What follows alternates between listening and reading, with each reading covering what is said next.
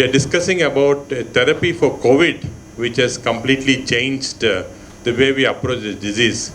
We call it the game changer. And there are three reasons why this is very important, this study what we are presenting. First is, there were three major institutions that were involved, as you can see here, from the AAG and Asian Healthcare Foundation. Three of us are here. Myself, Dr. Jagdish is Associate Director, Inter. Dr. Shashikala is a Director of Research at the Asian Healthcare Foundation. Our partners were also CCMB, the Center for Cellular and Molecular Biology, CSIR, which is of course the Council of Scientific and Industrial Research, Ministry of Science and Technology, Government of India. They were a major partner in this study, and they're represented here by Dr. Archana Bhardwaj, who is Senior Principal Scientist at CCMB. Dr. Karthik Bhardwaj is the Principal Clinical Genetist, and he is also with CCMB for some time as part of the study. And finally, Divya Tej is a scientist from CCMB, also is here this afternoon. From the Institute of Life Sciences, which is in the University of Hyderabad, supported by Reddy Labs, is Dr. Kishore Parsa. He is the Senior Principal Research Scientist at the Institute of Life Sciences. Each of us had different responsibilities. The AAG was involved in conceptualizing and designing, and of course the samples were from clinic. We assessed the samples of viral load before and after therapy, calculated all the parameters, inflammatory parameters. The CCMB was involved in sequencing the genome of virus strain. This is very important because at this time when we started the study, we did not know what was the actual type of virus which was responsible for the second wave. Delta virus we were thinking, but we still hadn't sequenced it. So we wanted to know what was the virus. And the other important thing which was done by the Institute of Life Sciences was that they actually tested for the neutralizing activity of this monoclonal cocktail in vitro, that is outside the body, whether it's neutralizing or not. This study also was not available anywhere in the world, whether this virus can be deactivated outside the body by this cocktail. So you can see all the three important functions that were done by the three institutes. The second important aspect of this study is it's published in the Journal of Internal Medicine, which is one of the most important internal medicine journals now in Europe. Like you have New England Journal and JAMA, which are coming from US. We have JIM, which is coming from Karolinska Institute, which actually gives the Nobel Prize in Sweden.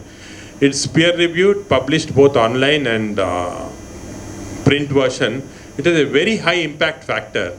And that's the reason why, in fact, when the study was accepted for publication, the journal told us that unless it comes online, they give us permission.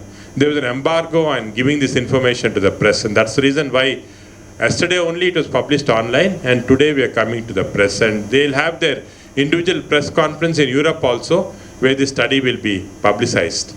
So this is the third important aspect of this study is, I think it's the first time ever we demonstrated the usefulness of this cocktail in patients with Delta virus infection.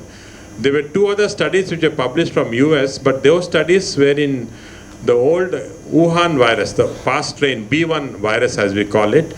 There was no study on the Delta virus, and this is the first study on Delta virus that is being published, which has got an impact because now you know in United States it's taken over completely by Delta virus, and there is no data what they should do there. And now we have evidence that this monoclonal antibody cocktail can neutralize this virus completely.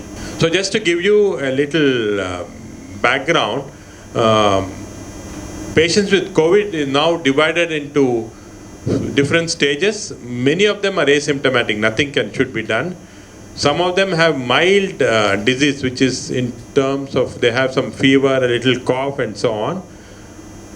Some of them then go into moderate disease, which is 8%, which has got in addition some lowering of oxygen saturation. Up to that stage it's okay.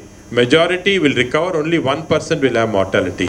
But beyond that stage, those who go into severe disease, who develop severe lung infection, or going to critical stage where they're in ICU with ventilators, there the mortality is extremely high, almost 50% of them die. So the main goal in treatment of COVID is to prevent this mild, moderate disease proceeding to severe or critical disease. This is the main goal. Because if you can keep the disease mild, moderate, it is just like common cough or cold. There is no difference. Because the disease just comes and goes off. So this is the most important thing. Earlier on, we are using remdesivir for moderate and severe disease, but now with this monoclonal therapy, we can actually use it in mild and moderate stage, and disease progression is completely stopped.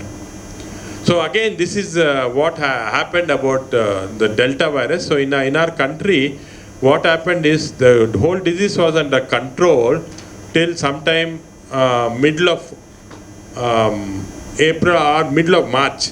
Late March and April of this year, we had a huge high, sudden spike in the disease. And this is because you can see here the blue line, the blue bar is all the Delta virus.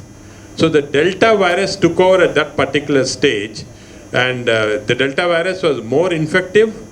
It was causing more deaths, more ICU patients, more severe patients. And you know what happened, how the whole country was paralyzed in April, May and June to some extent by this disease. So again, at this time, the CCMB started doing genomic sequence of the virus to see what was the type of virus, whether it's the original virus which came from Wuhan or whether it's a Delta virus. And we'll ask Dr. Karthik to comment on this a little later.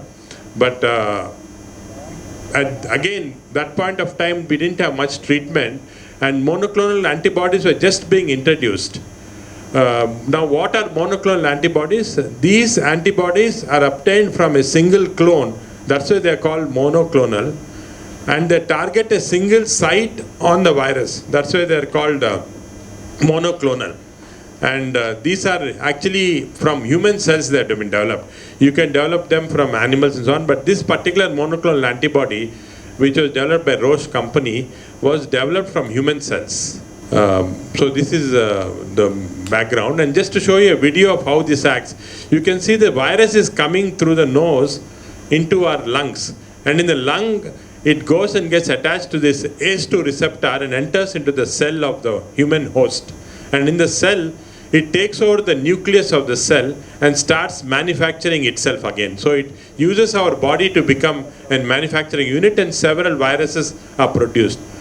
This monoclonal antibody is specifically targeted against this receptor binding domain of the virus, so that when it's binding to that, this virus, which is bound with the monoclonal antibody, can no longer enter into the body. As it tries to enter into the body, it's prevented by this. See how it bounces off? So it can't enter. That's how this monoclonal antibody works. So that means before it enters into the body, we should give it very early on. But so why cocktail? A lot of people ask why cocktail. The cocktail means that two monoclonal antibodies that are together are used, not single. The reason is that if you use single, there is a fear that the virus can mutate. It's a very intelligent virus. It can mutate and overcome this. But when you use two, that is, your two soldiers are attacking from different sides, then it cannot mutate. So that's why the cocktail is being used in this case. And this was the first study which was published in the New England Journal very early on in January. This was a study which actually was using the same cocktail that we used, called the Regen CO2 antibody cocktail, which contains two components. I'll show you these two components. This was the first study after which the FDA gave approval in USA. The difference between our study and this study is, in this study, they gave it to a group of mild patients, and the second group was given placebo, not any drug. But we felt that at this point of time, you cannot give placebo, it's not ethical. So in our patients, we gave it to one group of patients, and second group was given the standard care of treatment, which is remdesivir. So that's the difference. That's the reason why our study is very valuable, because we have shown that unlike this study, which is shown superiority of this cocktail versus a placebo, our study has shown superiority of the cocktail versus the standard care of treatment, which is remdesivir. So this is the important point to remember. Important thing is that this cocktail should not be given to all the patients. That is very, very important. Not everybody requires, only this group of patients. That is those above 65 years, those with BMI more than 35, diabetes, those with chronic kidney disease, those who are immunosuppressed, that is, for some reason they're taking some immunosuppression. Even if you are 55 years old, if you have coronary artery disease, hypertension, lung problem, then this can be given. Or even children who are very obese, BMI more than 35, this cocktail has to be given. These are the indications. Not everybody. Now, why this indication? Because this is a group of people who will develop severe disease. All the people don't develop. But if you fall into any of this category, above 65 years, high BMI, type 2 diabetes, if you catch this virus, the chance of going into severe disease is very high. That's why to prevent this severe disease, we give this cocktail. Others can be treated normally also. So this cocktail contains 2 injections. One is called casirivimab, as you can see on the top, 600 milligrams, and other is imdevimab. These are the 2 monoclonal antibodies, 600 milligrams each. They come in 2 separate vials. We mix both together, put it in 100 ml of saline and then give it. That's how it's given. So it is given mainly as outpatient. Patient need not get admitted. But in some patients who have more severe comorbidities, severe diabetes and all, we admit them and give also. So we believe this is a game changer in the treatment of the patients, as you can see from the results that I'm going to show you. Because with this monoclonal antibodies, the first study which was done in US showed that almost in 70% of the people, they did not need to hospitalize the patient. So it prevented serious disease. It was very safe, no side effects were there. But at this point of time, when this was introduced into India in May, we were peaking with this second wave.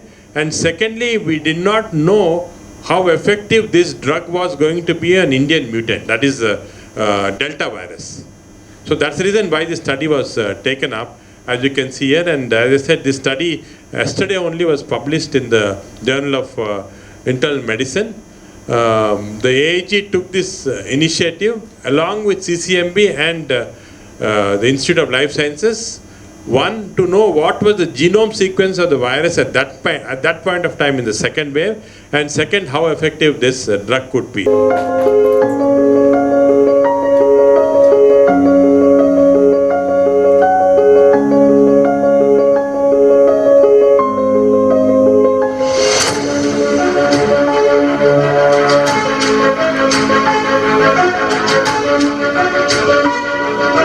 So the first known patient was President Trump when this came first initially. When President Trump took it, it was not still FDA approved.